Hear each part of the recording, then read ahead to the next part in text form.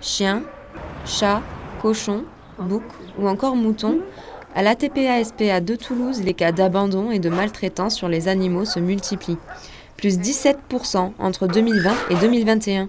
Afin de mieux sanctionner les auteurs de ces délits, la Cour d'appel de Toulouse a mis en place en septembre 2022 un pôle judiciaire unique en France, le pôle environnement et maltraitance animale. On a déjà une trentaine de dossiers qui font l'objet d'un suivi au niveau du pôle, qui sont des dossiers emblématiques, soit par la gravité des faits, soit par les problématiques juridiques qu'ils posent. Un certain nombre de dossiers ont donné lieu à des réponses judiciaires. C'est ce que nous appelons les circuits courts, c'est les dossiers pour lesquels nous pensons qu'il faut tout de suite avoir une réponse au plan pénal, au niveau de l'intervention des services d'enquête, mais également au niveau des décisions.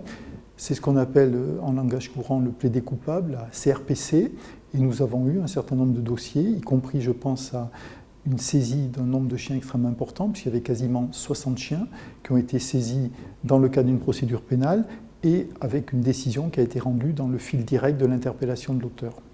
Une initiative qui réjouit la vice-présidente de l'ATPA-SPA de Toulouse, mais qui souhaiterait que l'argent des amendes infligées aux individus condamnés soit redirigé vers les refuges animaliers. Les personnes vont passer en comparution immédiate, mais les animaux sont amenés chez nous, dans un autre refuge. Voilà. Et il n'a jamais été question d'un quelconque financement nous concernant.